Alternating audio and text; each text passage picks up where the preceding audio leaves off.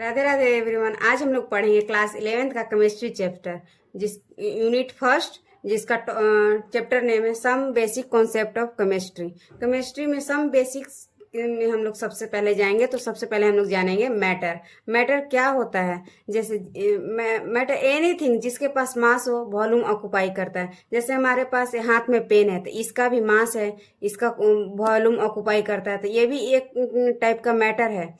Just example stone, wood, pen, etc. अब हम लोग मैटर को क्लासिफिकेशन करेंगे। हम मैटर को क्लासिफिकेशन दो तरीके से कर सकते हैं। बोलो करेंगे physical classification, second chemical classification. हम सबसे पहले फिजिकल क्लासिफिकेशन को पढ़ेंगे। फिजिकल क्लासिफिकेशन को बेस है फिजिकल स्टेट। जैसे हमारे पास 3 फिजिकल स्टेट होता है कोई भी मैटर का, जैसे सॉलिड, लिक्विड, गैस।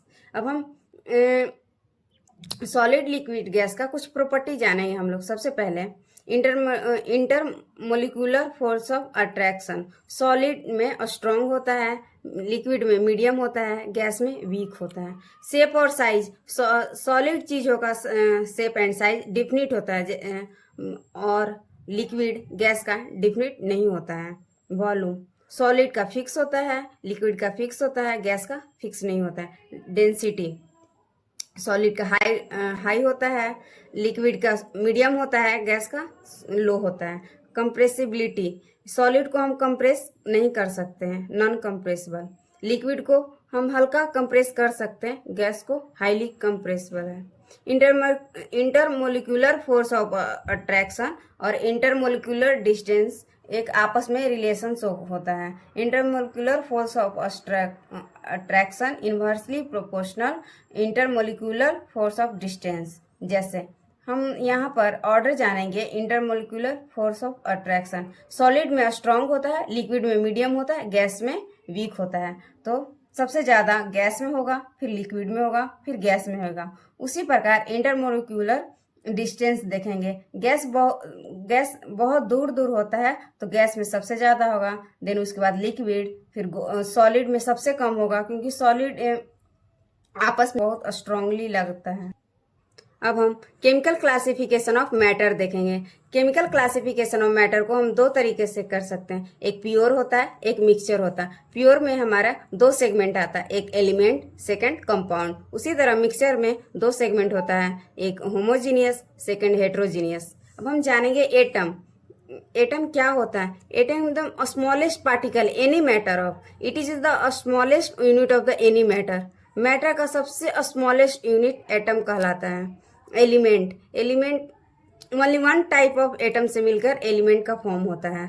हमारे पीरियोडिक टेबल में टोटल एलिमेंट 118 होते हैं, जिसमें मेटल भी होते हैं, नॉन मेटल होते हैं, मेटल वाइड होते हैं, वो हम पीरियोडिक टेबल में पढ़ेंगे। अब कंपाउंड पाएंगे। कंपाउंड क्या है, किसे कहते हैं? कंपाउंड डिफरेंट एलिमेंट को मिलकर कंबाइन फॉर्म में बनता है। रेशियो में कंबाइन होकर हमारे पास कंपाउंड का फॉर्म होता है। जस्ट एग्जाम्पल H2O,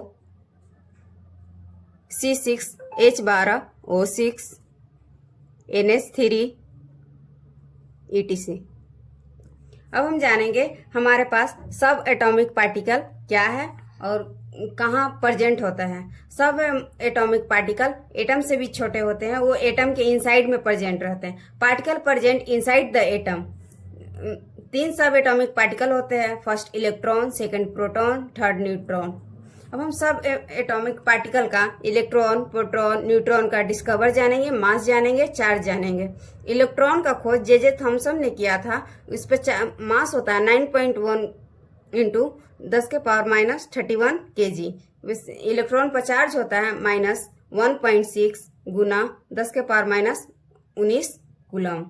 चार्ज का यूनिट है कूलम, मास का यूनिट होता है केजी। ये हम जरूर देखेंगे। प्रोटॉन का खोज गोल्डस्टीन ने किए थे। प्रोटॉन का मास होता है 1.67 गुने 10⁻27 kg। उसी प्रकार प्रोटॉन पर चार्ज होता है 1.6 गुने 10⁻⁻19 कूलम। अब आएंगे हम न्यूट्रॉन को जानेंगे। न्यूट्रॉन जेम्स चैडविक ने डिस्कवर किए थे, जिसका मास होता है 1.67 गुना 10⁻⁻27 kg। न्यूट्रॉन पर चार्ज न्यूट्रॉन न्यूट्रल है, इस पर चार्ज नहीं होता है। अब हम जानेंगे एलिमेंट को कैसे सिंबॉलिक तरीके से रिप्रेजेंट किया जाता है। रिप्रेजेंट करने के लिए हम x लेते हैं, यहाँ z लिखेंगे, नीचे ऊपर a लिखेंगे। अब z और a का भी मीनिंग होता है। जैसे z कोई भी एलिमेंट को रिप्रेजेंट करेंगे, एनी एलिमेंट को रिप्रेजेंट करेंगे x से। जो हमारे पास a है वो एटॉमिक मास है, मास फॉर्म होता है प्रोटॉन प्लस न्यूट्रॉन से। जेड हमारे पास जो नीचे लिखा हुआ है वो एटॉमिक नंबर होता है। हमारे पीरियोडिक टेबल में 118 एलिमेंट होते हैं, पर हमें पूरा याद करने का कोई ज़रूरत नहीं है, क्योंकि कॉम्पिटिटिव एग्जाम में 30 तक ही काफ़ी है याद रहना। और नहीं तो एग्जामिनर देता है क्वेश्चन में एटॉमिक नंबर, एटॉमिक मास, फिर भी हम अपने तरीके से याद करेंगे 1 से 30 तक, ये काफ़ी होगा। जैसे hydrogen, helium, lithium, beryllium, boron, carbon, nitrogen, oxygen, fluorine, neon, sodium, magnesium, aluminium, silicon, phosphorus, sulphur, chlorine, argon, potassium, calcium, scandium, titanium, vanadium, chromium, manganese, iron, cobalt, nickel, copper, zinc. अब जस्ट एग्जांपल हम लोग लिखेंगे कि कैसे symbolic तरीके से represent किया जाता है एलिमेंट को। जैसे हमारे पास है सोडियम का एटॉमिक नंबर 11 होता है, मास नंबर 23 होता है। तो जेड हमारे पास एटॉमिक नंबर 11 हुआ, जो हमारे पास 23 है वो एटॉमिक मास है। ये हमारे एटॉमिक मास बना है प्रोटॉन प्लस न्यूट्रॉन से। अगर हमें न्यूट्रॉन निकालना है तो न्यूट्रॉन हम निकालेंगे एटॉमिक मास माइनस प्रोटॉन। अब हम जानेंगे कि प्रोटॉन कितना होता है कोई भी एलिमेंट में। अगर ये न्यूट्रल केस है, जैसे आयनिक होता है प्लस माइनस किया होता है, ये हमारे पास न्यूट्रल केस है, तो इसमें जेड बराबर पी बराबर ई। जेड कहें तो एटॉमिक नंबर, पी कहें तो प्रोटॉन और ई कहें तो इलेक्ट्रॉन। ये तीनों बराबर होते हैं, इक्वल होते हैं।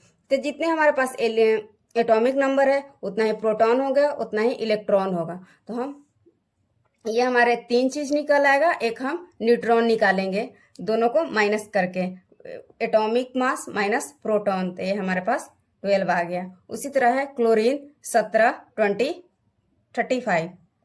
तो उसी तरह जेड पी ई हमारा आ जाएगा 17, एटॉमिक मास आ जाएगा 35। ये भी हमारा mass, atomic mass proton plus neutron से बना। उसी तरह न्यूट्रॉन निकाल लेंगे ए माइनस पी करके, तो हमारा आ जाएगा। हम जानेंगे अब आयनिक स्पेसिफिक। हमारे पास 2 होते हैं, एक केटायन एक एनायन। केटायन फॉर्म होता है इलेक्ट्रॉन को लूज करके, एनायन फॉर्म होता है इलेक्ट्रॉन का गेन करके। जैसे हमारे पास 50 रुपये है, किसी को हम देते हैं तो हमारे पास पॉजिटिव चार्ज होता है, और जिसको हम देते हैं उस पर निगेटिव चार्ज होता है। जैसे ये है, इसमें से एक इलेक्ट्रॉन हम निकाल देंगे तो 1 प्लस आ जाएगा। जितने इलेक्ट्रॉन निकालेंगे उतना प्लस होगा। उसी तरह केटायन इलेक्ट्रॉन को गेन करके फॉर्म होता है, तो जितने ये केटायन इलेक्ट्रॉन को गेन करेगा उतना इस पे चार्ज बढ़ेगा। न्यूट्रल और आयनिक के केस में प्रोटॉन, नंबर ऑफ प्रोटॉन और न्यूट्रॉन सेम होते हैं, बट इलेक्ट्रॉन चेंज होता है। जैसे हम जानेंगे यहाँ पर कैल्शियम है, कैल्शियम +2 चार्ज में है, यहाँ ऑक्सीजन -2 चार्ज में है। तो ये कैल्शियम का एटॉमिक नंबर होता है 20, मास नंबर होता है 40। तो हम सिंपली ये तो हम निकालना सीख गए हैं, एटॉमिक नंबर 20 हो जाएगा। जितना एटॉमिक नंबर होगा उतना ही हमारा प्रोटॉन होगा। न्यूट्रल और आयनिक के केस में बस इलेक्ट्रॉन चेंज होगा। तो हम इलेक्ट्रॉन नंबर निकालना सीखेंगे कि आयनिक में कैसे इलेक्ट्रॉन को फाइंड आउट करते हैं। तो हम अपना एटॉमिक नंबर लिखेंगे माइनस, अगर प्लस चार्ज है तो माइनस करके पॉजिटिव चार्ज जितना है उतना हम लिख देंगे। तो जेड हमारा हो गया 20 और माइनस पॉजिटिव चार्ज में 2 है, तो ये हमारा पास 18 आ गया।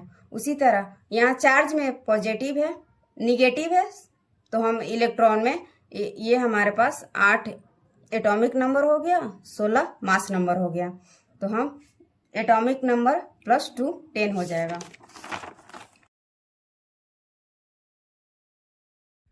केटायन में हम इलेक्ट्रॉन को फाइंड आउट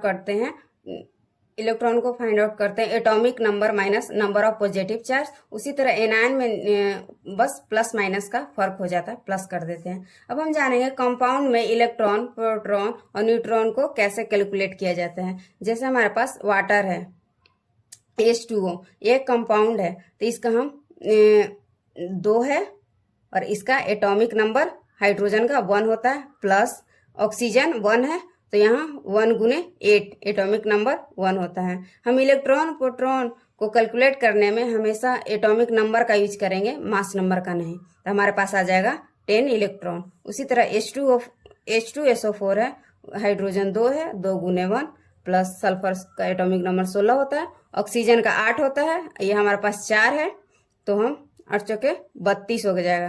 टोटल करेंगे तो 50 इलेक्ट्रॉन होगा। उसी तरह ये C6H12O6 का उसी तरह निकालेंगे। अब हम कुछ निकाल के दिखाएंगे। जैसे कैल्शियम हो गया, कैल्शियम है, कार्बन है, ऑक्सीजन है, यहाँ पर 3 एटम है। कैल्शियम का 20 होता है, कार्बन का 6 होता है और ऑक्सीजन का 8 होता है। तो 8 गुने 3 20 प्लस 6 प्लस 24, ये हमारे पास 50 इलेक्ट्रॉन आ गया। उसी तरह PO4 3- का देखेंगे। सल्फर का 15 हो गया, ऑक्सीजन का 8 होता है, 4 है, तो 8 गुने 4 32 हो गया। और निगेटिव में चार्ज होता है तो इलेक्ट्रॉन को हम ऐड करते हैं, जितना पॉजिटिव में रहता है तो प्लस 3 करेंगे। 15 प्लस 32 प्लस 3, अब हम 50 हो गया। अब हम NO3 निगेटिव का निकालेंगे। नाइट्रोजन का एटॉमिक नंबर 7 होता है, ऑक्सीजन का 8 होता है, 3 है ऑक्सीजन, प्लस -1 है, तो इलेक्ट्रॉन हमें निकालना है तो ऐड करेंगे। 7 प्लस 24 प्लस 1, ये हमारे पास आ जाएगा 32 इलेक्ट्रॉन। उसी तरह CO प्लस में कार्बन का एटॉमिक नंबर 6 होता है, ऑक्सीजन का 8 होता है, ये हमारे पास प्लस में है, चार्ज कैटायनिक है, तो हम इलेक्ट्रॉन को फाइंड आउट करेंगे तो जितना पॉजिटिव चार्ज होगा उतना हम निगेटिव करेंगे, तो हमारे पास 13 इलेक्ट्रॉन आ जाएगा। उसी तरह O2 प्लस 2 है, तो हम ऑक्सीजन 8 होता है गुना 2 प्लस 2 -2, क्योंकि कैटायन में है तो हम इलेक्ट्रॉन निकालेंगे। 16 - 2 14 इलेक्ट्रॉन। Thank you.